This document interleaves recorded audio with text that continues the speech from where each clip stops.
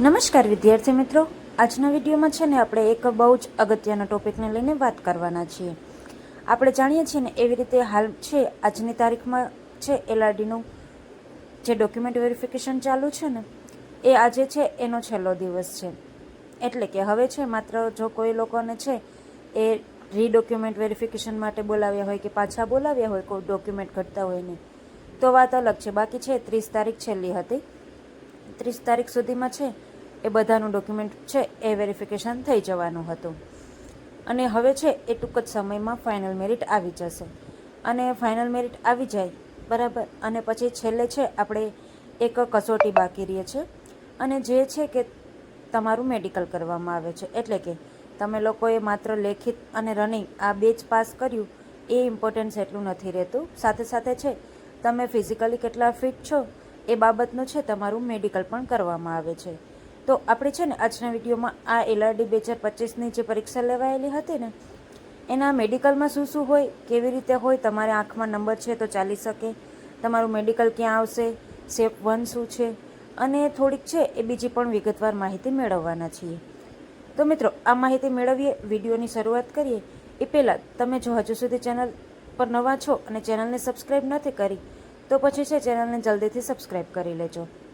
આ ચેનલ પર આપણે છે વિદ્યાર્થીઓને મદદરૂપ થાય એવા વિડીયો સમયાંતરે લાવતા રહીશું. તો એમાં તમારો પણ થોડો સાથ સહકાર બનાવી રાખો એવી નમ્ર વિનંતી. એટલે તમે હજુ સુધી ચેનલને સબસ્ક્રાઈબ ન કરી હોય તો જલ્દીથી ચેનલને સબસ્ક્રાઈબ કરી લેજો. તો ચાલો મિત્રો વિડીયોની શરૂઆત કરીએ. તો મિત્રો અહીં સૌથી પહેલો પ્રશ્ન તો એ કે જે પણ લોકોનું ફાઇનલ મેરિટમાં નામ આવશે એ લોકોનું મેડિકલ થશે ક્યાં?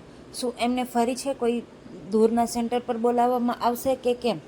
તો ના મિત્રો, જે લોકોનું પણ ફાઇનલ મેરિટમાં નામ આવશે ને એ લોકોને છે એ મેડિકલ એમના જિલ્લાની છે એ સિવિલ હોસ્પિટલમાં કરવામાં આવશે.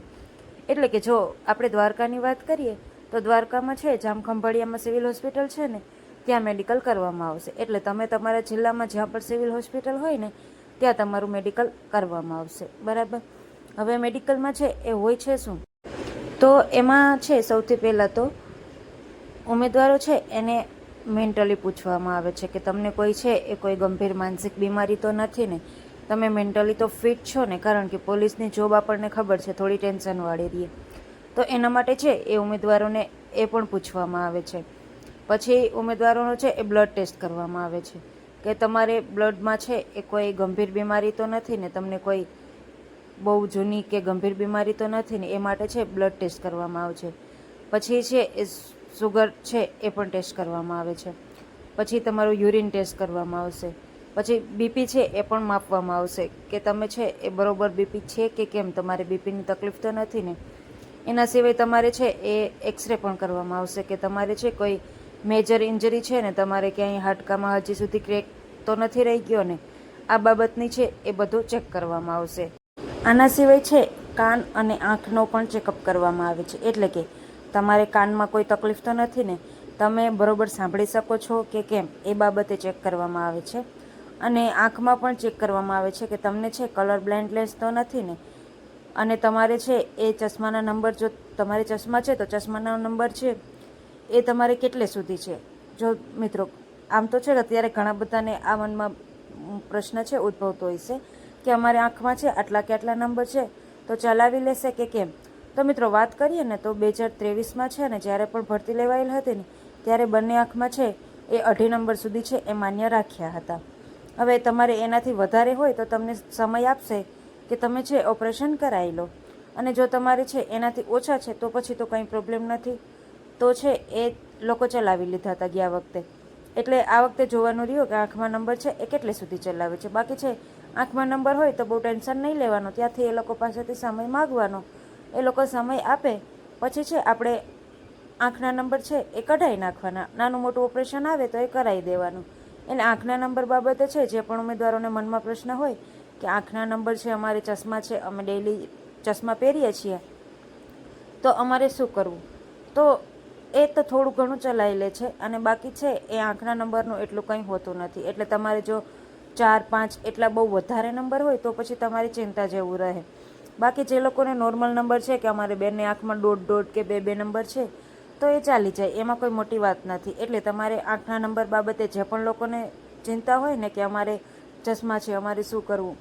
તો અમે લોકો જ્યારે છે ડીવી માટે ગયા હતા, ત્યાં જે પણ કોન્સ્ટેબલ હતા એમને અમારી જોડે વાત કરી. એમને કીધું કે મારે બંને આંખમાં 5-5 નંબર હતા ને, તો એ લોકોએ મને ઓપરેશન કરાવવાનું કીધું હતું અને મારે કઢાવવા પડ્યા હતા. પણ જો એનાથી ઓછા હોય ને તો એ લોકો ચલાવી લે છે, એટલે ટેન્શન નહીં લેવાનું, બરાબર. એટલે જે પણ લોકોને આંખની આ મેઇન પ્રોબ્લેમ હોય તો તમારા લોકોએ છે એ ચિંતા ન કરવી. આના સિવાય અમુક ઉમેદવારોને એ પણ મનમાં પ્રશ્ન હોય છે કે અમારે કાનમાં કાણું છે કે અમને કાનમાં છે આ ક્યાં તકલીફ છે. તો મિત્રો, એ બીજું કાંઈ તો ચેક નહીં કરે, પરંતુ તમે યોગ્ય રીતે સાંભળી શકો છો કે કેમ, તમે બરોબર સાંભળો છો કે નહીં, બસ આ બાબતે ચેક કરશે. પછી તમારે કાણું હોય, તમને થોડું ઘણું ન સંભળાતું હોય તો ચાલી જાય, પણ કોઈ મોટો પ્રોબ્લેમ હોય ને તો ન ચલાવે એ લોકો. તો પછી છે એ લોકો ફેલ કરે કે પછી રિજેક્ટ કરે. પરંતુ અહીં એક વાત એ પણ ધ્યાન રાખવી કે પોલીસ કોન્સ્ટેબલ માટે કે એલઆઈડી માટેનું જે પણ મેડિકલ હોય છે ને, એ મેડિકલ આપણે આર્મી લેવલનું મેડિકલ નથી હોતું. એમાં તો બહુ સ્ટ્રિક્ટ હોય છે. આમાં તો છે એ નોર્મલી વસ્તુઓ ચેક કરવામાં આવે છે, બાકી છે એ બહુ કાંઈ વધારે ચેક કરવામાં નથી આવતું. એટલે તમારે છે બહુ કાંઈ જાજુ ટેન્શન લેવું નહીં. હવે જો એનાથી આગળ વાત કરીએ ને, તો એલઆઈડી માટેની જ્યારે પણ નોટિફિકેશન આવેલી હતી ને, એ નોટિફિકેશનમાં છે એ લોકોએ અમુક બાબતો છે એ સ્પષ્ટ કરી હતી કે તમને છે આ કે આ પ્રોબ્લેમ હશે, તમને આ કે આ વાંધો હશે ને, તો તમને છે મેડિકલમાં છે અનફિટ ગણવામાં આવશે અને પછી છે એ રિજેક્ટ કરવામાં આવી શકે, એવું બની શકે એમ છે. એટલા માટે છે એ પહેલેથી જ નોટિફિકેશનમાં છે અમુક બાબતોની સ્પષ્ટતા કરી દીધી હતી એ લોકોએ. હવે એ સ્પષ્ટતા છે એ કઈ કઈ હતી, એમાં કયા કયા પોઈન્ટ હતા, આપણે છે એ પણ છે અત્યારના વિડીયોમાં જોવાના છીએ. તો મિત્રો, જો એના વિશે વાત કરીએ ને, તો એમાં છે અમુક પોઈન્ટ આપવામાં આવેલા હતા. જેમાં પહેલો હતો કે વાંકા ઢીંચણ હોય ને તો એ લોકોને છે નહીં ચલાવી લે. એટલે કે જે લોકોને નોકનીનો પ્રોબ્લેમ હોય ને એ લોકોને છે એક શારીરિક ખામી ગણાશે, અને જો તમારે એ તમારામાં હશે તો તમે છે એ શારીરિક રીતે અયોગ્ય ગણાશો. એનાથી આગળ બીજો પોઈન્ટ હતો કે કોઈની છે એ ફૂલેલી છાતી હશે વધારે, તો એ પણ છે એ અયોગ્ય ગણાશે. એનાથી આગળ હતો કે ત્રાંસી આંખ હશે. હવે જો આમાં તમારે સેજ છે કે જરી તારી ત્રાંસી આંખ છે ને તો પછી એ લોકો ચલાવી લે, પરંતુ તમારે છે એ ક્લિયરલી વિઝિબલ હોય કે તમારી આંખ સાવ ત્રાસી છે તો પછી એ લોકો રિજેક્ટ કરી શકે. એનાથી આગળનો પોઈન્ટ હતો કે સપાટ પગ હશે ને ઉમેદવારોના, તો એ પણ નહીં ચલાવી લેવામાં આવે. હવે આપણને ખબર છે કે પોલીસનું કામ છે ને એમાં ઘણી વખત છે તમારે લગાતાર બહુ લાંબા સમય સુધી ઊભું રહેવું પડે એમ છે. હવે સપાટ પગ હોય ને તો એમાં પ્રોબ્લેમ આવી શકે, એટલે સપાટ પગ હશે તો પણ નહીં ચલાવી લેવામાં આવે. એનાથી આગળનો પોઈન્ટ હતો કે કાયમની અતિશય ફૂલેલી નસ હશે તો એ પણ નહીં ચલાવવામાં આવે, કે પછી ફૂલેલો અંગૂઠો હશે તો પણ નહીં ચલાવવામાં આવે. અને અસ્થિભંગ હશે એટલે કે તમારે ફ્રેક્ચર થયેલું હશે, બરાબર છે, અને એ ફ્રેક્ચર તમે જો બહુ જૂનું છે તો ચાલી જશે, પરંતુ હાલમાં કે થયેલું હશે, બરાબર, તો પછી છે એમાં વધારે કોઈ પ્રોબ્લેમ હશે તો પછી એ લોકો છે રિજેક્ટ કરી શકે છે. એનાથી આગળનો પોઈન્ટ હતો કે સડેલા દાંત હશે તો પણ નહીં ચલાવવામાં આવે.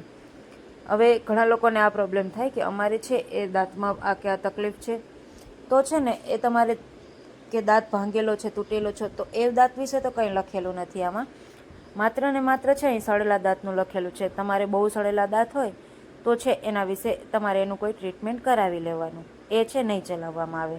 એનાથી આગળની વાત કરીએ તો ચેપી ચામડીનો રોગ હશે તો પણ છે નહીં ચલાવવામાં આવે. એટલે કે તમને છે એ દાદર કે એવું કંઈ હોય, બરાબર છે, જે તમે તમારા સાથે જે પણ કામ કરતા જે બીજા કોન્સ્ટેબલો છે કે બીજા છે જે લોકો, એ લોકોને પણ આવા ચેપી ચામડીના રોગ થઈ શકે, અને એ ન થાય ને એટલા માટે છે અત્યારથી ધ્યાન રાખવામાં આવે.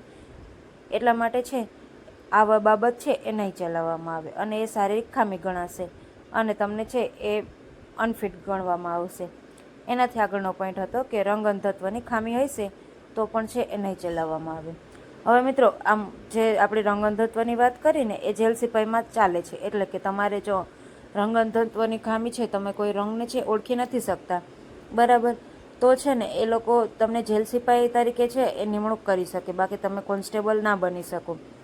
એટલે જે પણ લોકોને આ બાબતો કે આમાંથી કોઈ પણ બાબતોની ખામી હોય ને તો એ લોકોએ છે એ પહેલેથી ચેતતું રહેવું. જો કે આ છે એ જ્યારે પણ નોટિફિકેશન આવીને ત્યારે જ એ લોકોએ જાણ કરી દીધી હતી.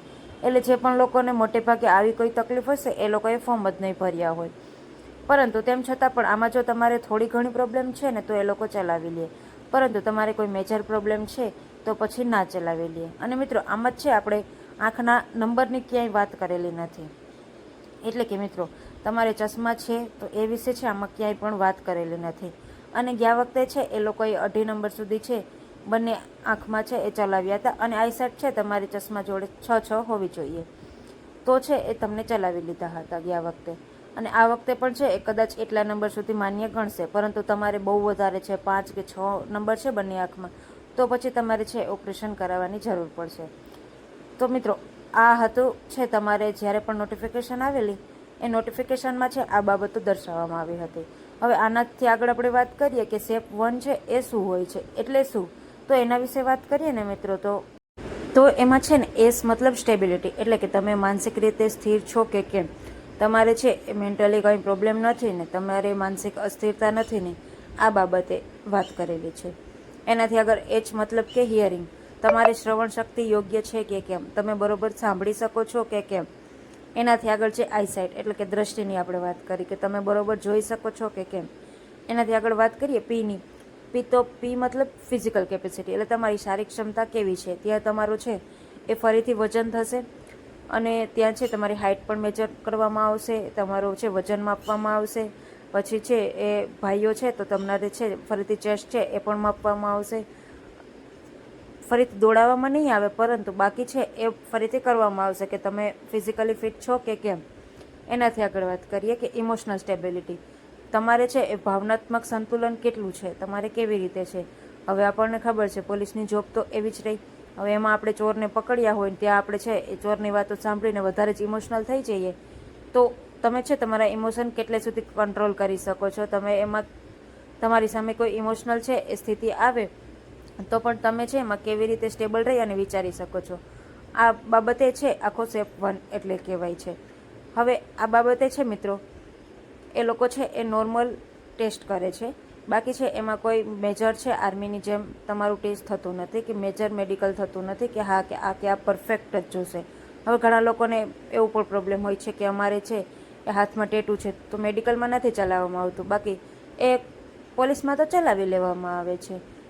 પછી પોલીસમાં છે એ નાની મોટી પ્રોબ્લેમ હોય તો એ લોકો ચલાવી લે છે. એટલે આમાં છે મેડિકલ બાબતે કંઈ પણ ચિંતા ન કરવી. તમારું ફાઇનલ મેરિટમાં નામ આવે એટલે પછી છે તમારે કન્ફર્મ જ સમજી લેવું. મેડિકલમાં છે એટલા બધા લોકોને રિજેક્ટ કરતા નથી, નાની મોટી પ્રોબ્લેમ હોય તો ચલાવી લે છે. તો મિત્રો આ હતી છે LRDમાં તમારું મેડિકલ હવે આવશે ટૂંક જ સમયમાં, એ વિશે વિગતવાર માહિતી.